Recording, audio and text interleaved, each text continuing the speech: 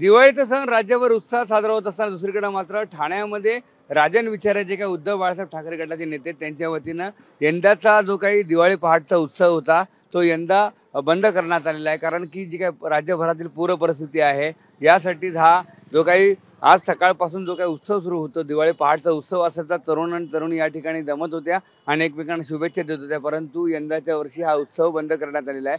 मदत नव्हे कर्तव्य, एकीकडे दिवाळीचा सण पण दुसरीकडे आपला बळीराजा अन्नदाता पुराच्या पाण्यामुळे संकटात जात आहे। या कठीण काळात त्यांना थोडा धीर देण्यासाठी आम्ही पूरग्रस्त भागात जाऊन गरजेच्या वस्तू आणि दिवाळीचा फराळ पोहोचवलेला आहे।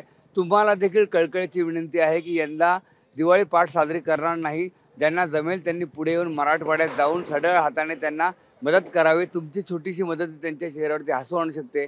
या दिवाळीत माणुसकीचा एक दिवा बळीराजासाठी, शेतकऱ्यांसाठी आणि पूरग्रस्तांसाठी लावूया, अशा प्रकारचं आवाहन शिवसेनेचे नेते उद्धव बाळासाहेब ठाकरे गटाचे राजन विचारे यांनी केलेले आहे। खास करून जी काही पूरजन्य परिस्थिती होती या पूरजन्य परिस्थितीमुळे राज्यभरातनं मदतीचा ओघ वाढत असताना दुसरीकडे मात्र राजन विचारे यांनी यंदाचा उत्सव यंदाच्या वर्षी बंद करून आगळा वेगळा जो काही आहे आदर्श निर्माण केलेला आहे। कॅमेरा सुशांतसह विकास काटे, साम टीव्ही न्यूज, ठाणे।